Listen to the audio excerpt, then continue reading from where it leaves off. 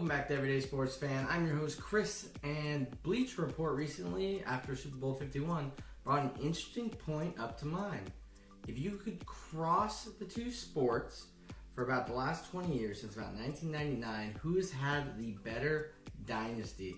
The New England Patriots in the NFL or the San Antonio Spurs in the NBA? Let's figure it out. Having two different teams in two different leagues and two different sports in the same era is very hard to do. So to make this as accurate as possible, we're going to try to stay as objective as possible. We're going to have three categories we're going to be looking at. Two that are objective as possible, and then one that's basically subjective. The first one obviously is what the media and everybody at home cares about most, and that is titles. We're going to be looking at league titles, conference titles, and divisional titles. The second piece of criteria we're going to be looking at is personnel, because both teams need those personnel to make them really stand out in the era. And to compare that, we're going to be looking at MVPs, Hall of Famers that are currently in the Hall of Fame. We're going to get a little subjective with the possible future Hall of Famers on both teams, and also the Coach of the Year awards. The third set of criteria is basically my opinion. So take that with a grain of salt. However, I'm not a fan of the Patriots, and I'm not a fan of the San Antonio Spurs. So I'm coming at you from a neutral sports fan perspective, and that's where I hope most people will be able to relate with what I'm saying. Now, San Antonio fans and New England fans might have some critiques to my opinion, but that's alright. That's all in the love of the game, but let's get it started. Alright, let's throw it up. Let's put the Patriots right here, and let's put the Spurs right here, and let's start rolling through this. If we're comparing titles, now championships overall, we have a dead even break. So the Spurs have won 5 titles starting in 1999. They also won in 2003, 2005, 2007, and 2014. Now the Patriots also have won 5 titles in 2001, 2003, 2004, 2014, and 2016, obviously. However, disclaimer, obviously the basketball season is still going, and the Spurs have a real good shot of making the playoffs, which means everything on the Spurs categories as far as titles and everything else goes can obviously still be applicable. So this video is a little premature, but I thought this was the best time to talk about it because it's one of the most relevant. So take all of that with the Spurs can still add to all these numbers. However, a fun fact is that in 2003 and 2014, the Spurs and the Patriots were the champions of their respective leagues. I think that's pretty cool. Now, if we go to conference titles, the San Antonio Spurs have 6 titles. That would be for the Western Conference, and the New England Patriots have won 7 AFC titles. Also, you might remember, they had one season in which they were undefeated all the way to the Super Bowl. That's impressive in its own right. Now, if you go to divisional titles, the San Antonio Spurs have 12 titles, and the New England Patriots have 14 titles. So now if we go to playoffs, remember, we're starting in 1999, because that's when the dynasty really began for the San Antonio Spurs. The Patriots took a little bit longer to get started, but only a couple seasons, therefore it's still comparable. However, in playoff experience, the San Antonio Spurs have 18 appearances in the NBA playoffs, while the New England Patriots have 14. Only missing the playoffs twice under Brady and Belichick's rule. Once in 2002 after their first Super Bowl, and then a second time in 2008 when Tom Brady got hurt, and many of you might remember Matt Castle coming in. So now, if you're looking at it basic, I mean, the Patriots have done more in a more compact amount of time, with more of all the categories except playoff appearances. The Spurs haven't missed the playoffs since 1999.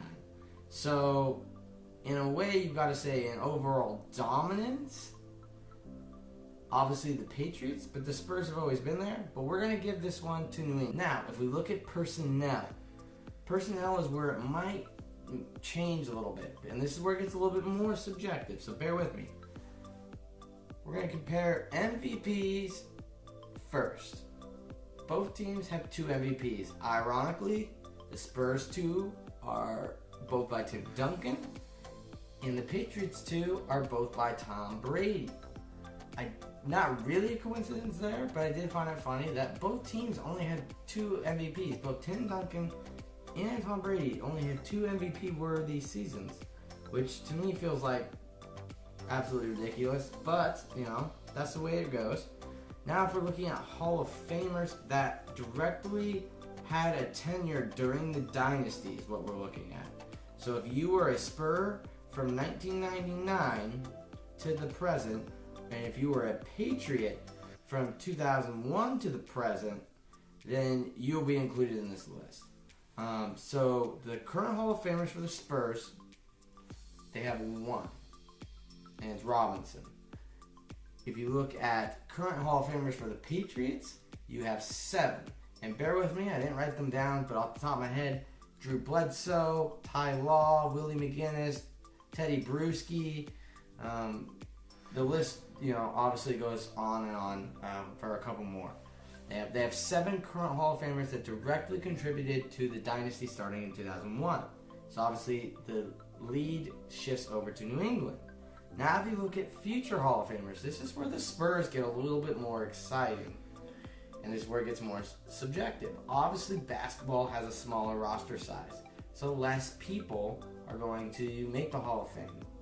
So if you take the contrast, obviously having 1 Spur in that amount of time might be the equivalent of having 7 Patriots. But if you look, Ginobili has an arguable shot, the least arguable, but an arguable shot of being a Hall of Famer. Then you have almost, the for sure guys in Parker, Duncan, and Greg Popovich. And then just for kicks and giggles, we'll see how their careers end out, but there's a chance that Kawhi Leonard and LaMarcus Aldridge could end up being Hall of Famers. Their careers are still going. Aldridge is getting a little bit older, but I'm not going to rule them out as potential Hall of Famers. So if you're looking at that, the Spurs have 6 potential Hall of Famers that directly contributed during this run of their dynasty. Now if you look at the future Patriots, this is where it also gets more subjective. In my opinion, I only see 5. And we'll go with, the 3 for sures are going to be Tom Brady, Bill Belichick, and Randy Moss. I know Randy Moss, hard to think about. He wasn't really on one of the championship winning teams. He was on one of the Super Bowl losing teams, but he still played a part in building the dynasty, so he gets counted. Then you also have to remember Gronkowski will most likely end up finishing his career, if he can remain healthy, in the Hall of Fame. And I do believe Darrelle Revis will end up making the Hall of Fame. I don't see why he wouldn't. So if you look at that, the Patriots have 5, which is still impressive in the football sense. But I couldn't put anybody else on the roster that I really could feel confident saying actually have a Hall of Fame shot, other than Tom Brady, Randy Moss, Darrelle Revis, Rob Gronkowski, and Coach Belichick. So with that one, knowing that how basketball has less players, I'm going to give the future to the Spurs and the fact that they have 1 more than the Patriots currently have in the future, but with a smaller roster size. Like almost, a 17th the size of the roster. Now we're going to Coach of the Year. This one also shocked me, much like the MVP. Greg Popovich has only won Coach of the Year 3 times. And yet Bill Belichick has also only won Coach of the Year 3 times. So with that all being said, I'm going to give this one actually to the San Antonio Spurs. Why? I know that current Hall of Famers, there's a lot more for the Patriots, but a lot of them were early on or had very small stints, and same with the current players when you're counting Moss and, Revis. It really lowers it to really Tom Brady, Gronk, and, so when you look at the future, Parker, Duncan, and Popovich are almost for sure going to the Hall of Fame. And like I said, Ginobili and Leonard most likely will make it, and Aldridge has a shot. So I really like the San Antonio Spurs for that point right there. And then when you look at MVPs, we're tied at 2-2, and Coach of the Year is tied at 3-3. I just got to give it to the Spurs due to roster size and everything like that, I think it's more impressive that they have that many compared to the Spurs when you take the percentage of the roster that will be in the Hall of Fame. Now, the subjective side. My personal opinion. Football is arguably the ultimate team sport. And that can be shown all the time in the fact that really if a player leaves, the team, it will show, but it doesn't necessarily totally mean the team is dead. Meanwhile, you take LeBron James off the Cleveland Cavaliers, in 2010, they were awful. I know other things contribute to that. Other players left, coaching, everything like that. The city was a mess after that and, didn't really support the team probably. But it just goes to show that how much basketball is one player can really make the difference, where football isn't necessarily like that. However, that being said, the San Antonio Spurs are the best example of a team. They have been together ever since the Twin Tower days of Robinson and Duncan. They have worked as a team. Then Ginobili and Parker came along and they worked as a team. Then those three got old, and now you have Kawhi Leonard in there, and they're working as a team. And Popovich runs it almost like a football team where he has stars, but it's all about the team aspect. Where arguably the Patriots have really just kind of did the basketball thing where they bring a star in like Randy Moss or Darrelle Revis and really chase the rings the last couple of years. It's more of the basketball approach. But it's still one player on a football team. It's a team sport. That being said, we have seen basketball teams, the Bulls, the Celtics, the Lakers, win multiple times, in a row, really, really, really close. I mean, the Bulls won 6 in 7 years. The Patriots, what they have done hasn't happened in the modern NFL era with free agency. And that's just fact. You can say everything about Spygate and Deflategate, because I know there's going to be comments about that. But it still, in fact, affect the fact that they got those players and they coached those players. They had to keep underneath the salary everybody on their roster.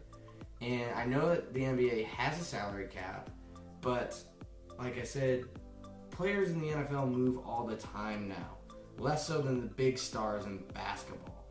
And so I think that you'll see a run much like the Spurs, because there's been runs like that in the past. I know the Steelers had a run, and the Niners and the Cowboys, but it's still not the modern NFL of what it is today. Look how hard it is for a team that was just in the Super Bowl, and they didn't even make the Super Bowl this year. Neither team did, and the Broncos and the Panthers. Where in the Spurs, in basketball, the same teams arguably are always in the playoffs every year. You really just have a couple teams battling for 6, 7, and 8 seeds. You pretty much have an idea that, the Cavs, the Spurs, the Thunder, the Warriors are always going to be in the mix. And that's where football is different. When you look at the fact that the Patriots have only lost their division twice since the Brady and Belichick thing has begun, is absolutely absurd. Speaking of divisions, like the NFC South turn over every year. The NFC West has had its changes. The NFC East is always a battle at the last week of the year. And the Patriots have almost locked that division up early in the season every year. Now, I know I'm sounding like a huge Patriots guy right now, but just what we've witnessed with the Patriots is absolutely mind-boggling. But like I said earlier, the basketball season's not over. The Spurs can change a lot of these numbers. Popovich can win Coach of the Year again. They can get their 6th championship, or league title, 7th conference, 12th divisional. They have some time to build on these numbers. And Duncan might retire this year. It sounds like he's going to, but Parker and the whole crew. But the Patriots also have a couple years to build on these numbers. So it's definitely not over in the race between who's the better dynasty. But right now, I've got to give the thumbs up to the Patriots at being the more impressive dynasty so far. but not arguably, these are the two most impressive dynasties we have had in the last 20 years. So that's something we all have to just sit back and, whether you like it or not, appreciate the fact that we got to watch it. Comment down below who you think the better dynasty was between the Spurs and the Patriots, or if you think there's a dynasty I forgot about. Look forward to hearing from you guys. So I hope you liked that video. If you did, please leave a like. It really helps out the channel. If you liked the video and think we're better than Skip Bayless, hit the subscribe button down below. That will get you access to everything we do when it comes out, and you'll even get a neat little notification. I want to thank you guys for commenting. Every single view, every single like really helps. If you have a video you want to see, leave a comment down below, and I'll make sure to get back to it and see if I can do a video on it. Also, if you want to express your own opinion, let us know. We're always looking for writers on the website, everydaysportsfans.com, which you should also go check out, because there's lots of content on there that we don't cover on YouTube. Make sure you check out some of our other videos. I want to thank you guys for coming over to the channel, and hope you have a great rest of your day.